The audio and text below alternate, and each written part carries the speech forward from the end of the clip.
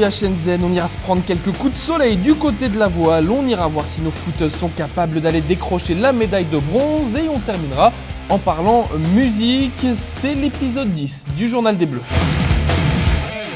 Avant les compètes de la journée, l'équipe de France était la 13e nation mondiale avec 4 médailles d'or. On verra et si d'ici la fin de la journée, les Bleus sont capables de faire mieux. Salut la France, le beau temps est de retour sur Shenzhen et du coup on en profite pour aller prendre le soleil dans la baie sur les épreuves de voile. Une Française était justement en course aujourd'hui pour aller chercher une médaille en planche à voile, c'est Eugénie Ricard.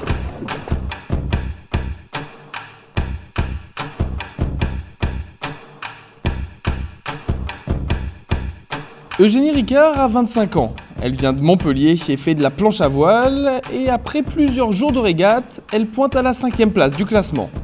Donc c'est la dernière manche aujourd'hui, là c'est la finale, donc ce qu'on appelle la medal race qui compte double.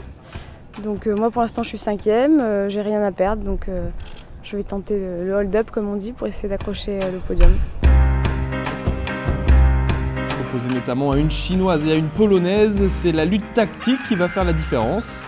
Mais dans l'œil du novice, c'est le grand spectacle qui remporte tout.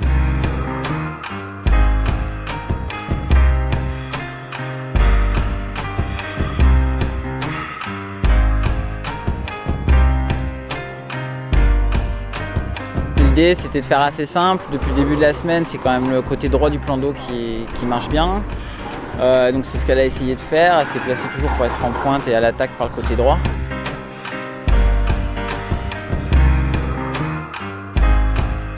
Dans la première partie de course, la tactique est payante et Eugénie peut rêver d'un podium. Mais les derniers bords sont fatals à la française. Et piégée derrière une chinoise, elle finit trop loin et les rêves de médaille s'évaporent. Je pouvais m'attendre à ça vu que j'étais une de celles qui pouvait remonter sur le podium. Je savais que les adversaires allaient tout faire pour m'en empêcher. Donc voilà, je suis un peu déçue, mais bon, c'était quand même une bonne expérience. Après ici, c'était un peu une opération commando pour nous. On arrivait sans de préparation vraiment spécifique. Après, je ne vais pas chercher d'excuses. On est arrivé, on s'est heurté contre des gens qui étaient meilleurs que nous, notamment les Chinois, la Japonaise, dans des conditions spécifiques de petit temps. Pas de médaille au final pour Eugénie Picard, pas de médaille non plus pour son partenaire planchiste Benoît Louis-Hugues. Mais la voile française repart tout de même avec un podium, une 3e place grâce au match racing. Quant à nous, c'est avec des images plein la tête qu'on repart.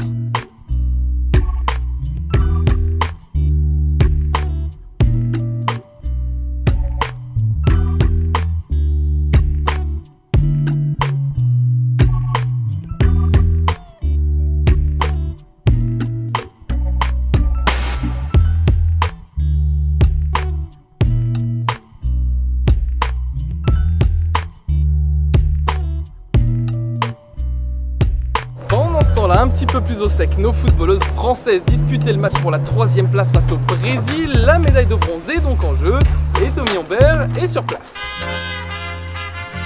Aujourd'hui se joue une médaille de bronze au football féminin et l'adversaire n'est rien de moins que le Brésil.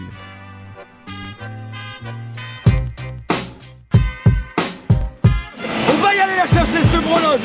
Il y a 90 minutes pour aller chercher une médaille, donc c'est possible, c'est notre finale et on a largement les armes pour faire cet exploit, quoi. Je suis fier de votre coach. Allez!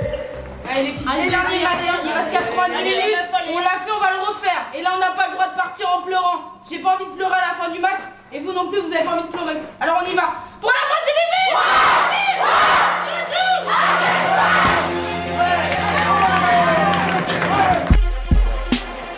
Le début de match est tendu, la France crée des occasions, mais sur une tête d'Oliveira, c'est le Brésil qui ouvre le score. La France est menée d'un but à la mi-temps.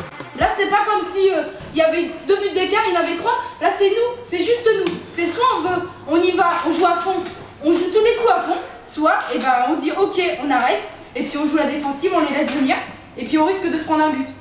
De toute façon, les meufs, il y a la médaille au bout, il n'y a rien d'autre. Moi, je veux pas finir comme contre le Japon, il est hors de question.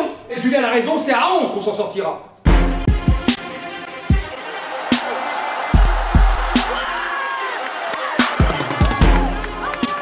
La deuxième mi-temps ressemble à la première, de l'engagement côté français, mais du réalisme côté brésilien qui inscrit le second but. Quelques minutes plus tard, la France réagit avec un but de Tanré. Mais à la 83e minute, sur une passe de Batista, Vigor s'inscrit son deuxième but. La France tente, mais encore une fois, c'est le Brésil qui a le dernier mot. Vigor s'inscrit son troisième but, rien que ça. Très déçu, surtout pour elle, quoi, parce que je pense qu'on finit un peu en queue de poisson et sur ce qu'on a montré durant le tournoi, je pense qu'elle méritait mieux, quoi. Mais bon, sur ce match-là, il n'y a rien à dire. L'adversaire nous a été supérieur. Je pense qu'il y a vraiment, sur le plan de l'état d'esprit, un groupe irréprochable parce qu'on peut tout leur reprocher, certainement pas leur engagement et leur envie. Ça, c'est la première chose. Je pense sincèrement qu'il y a réellement de la qualité sous-jacente chez les gamines. Par contre, on manque de maturité. Bon, la maturité, ça s'acquiert par l'expérience. Donc, ce que j'espère, c'est que ces matchs-là, pour elles, leur servira de référence dans les matchs de haut niveau et dans l'abord du match de haut niveau. Parce que je pense que c'est surtout dans la gestion des émotions qu'on n'a pas su gérer cet événement, quoi. À côté de tout ça, 2 nouvelles médailles pour l'équipe de France aujourd'hui, de l'argent qui nous est venu en tir à la carabine par équipe messieurs, du bronze aussi pour Maëva Coutan en taekwondo, ce qui porte le total de l'équipe de France à 31 médailles, 17e rang mondial, mais avec une médaille d'or en plus, les Bleus seraient 9e. Et comme chaque jour depuis quelques temps, on a décidé d'élever le niveau dans cette émission pour vous parler culture et musique, et comme d'habitude, c'est le grand philosophe Arnaud Lalanne et qui va tout vous expliquer. Enfin, grand philosophe, on dit ça pour sa maman, hein, parce que nous on le connaît le loustic. Pour paraphraser les grands poètes des années 80, nous pouvons déclarer avec joie et entrain que « Music is so nice, makes me feel so happy ». À l'instar du sport, les échanges musicaux permettent de rapprocher les peuples, de les apaiser, voire même de les soigner. Et c'est en arpentant les couloirs du village que nous tombons sur ce panneau qui nous met sur la voie. Le Music Mental Decompression Care Center. Yeah. Ke-Bo, malgré son côté sportswear, est un maître de la musique chinoise. Il nous accueille et nous explique le sens de son action. Nous utilisons la musique pour relaxer les athlètes, principalement avant la compétition. Nous utilisons des instruments traditionnels chinois. Leur sonorité est très apaisante. Et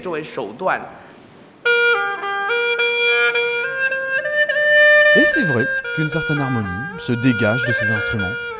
Pauvres occidentaux que nous sommes, nous nous imaginons tout de suite dans un restaurant à la déco kitschissime, en train de déguster des nouilles vapeur ou dans une publicité pour un désodorisant bon marché. Arrêtons-nous un instant. Faisons un véritable effort de concentration et imaginons des prairies verdoyantes, des vallées minérales immenses, desquelles jaillirait une onde pure et claire. Vous y êtes, vous êtes relaxé, vous vous sentez à l'écoute de ce vent frais et qui nous dit que le dernier Xara Picasso Shanghai est seulement à 14 800 € avec ses nouveaux équipements. Sinon, il y a une autre catégorie de soins par la musique, c'est le bon vieux djembé de fin de soirée qui défoule. Un joueur de djembé sans dreadlocks, sans cigarette qui fait rire, qui s'arrête quand on lui dit de s'arrêter, et surtout, qui sait jouer du djembé. Moi je vote pour, hein. Globalement, les athlètes étrangers ont une préférence pour la musique traditionnelle chinoise, parce que le son est vraiment différent de ce qu'ils peuvent écouter en Occident. En ce qui me concerne, entre l'instrument qui détend et celui qui défoule, moi j'ai fait mon choix. Voilà, c'est tout pour cette émission tournée sous le soleil de nos amis de la voile. Je vous donne donc rendez-vous demain pour un nouveau Journal des Bleus. Et c'est une bleue qui nous le dit. À demain, ciao ciao.